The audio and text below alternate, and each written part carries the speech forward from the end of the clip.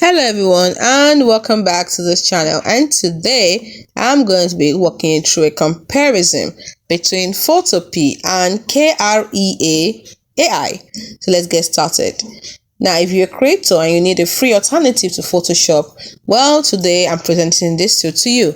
Now, which one should you use? Let's find out. Now, when it comes to their type, Photopea is like a Photoshop-like editor. That's right, a free version of it. While Krea or Krea is AI-powered image enhancer. When it comes to who they are best for or what they are best for, Photopea is best for advanced editing, layers, and PSD files, while Krea AI is best for AI upscaling and art generation. I might end up calling it Krea. Let's just call it Krea. Let's go to ease of use. When it comes to ease of use, Photopea is moderate, but it's because it's similar to Photoshop, while Krea AI is super simple because AI does the work. When it comes to AI features, Photopea has basic filters and tools, while Krea AI has real-time AI enhancement and generation.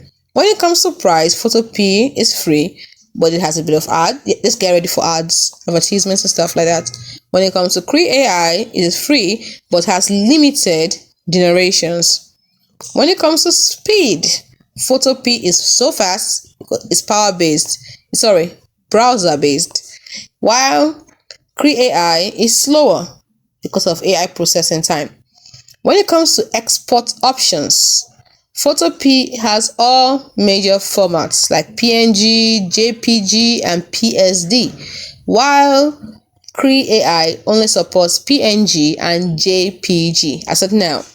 When it comes to their unique perks, yes, Photopea works offline and no installation is needed,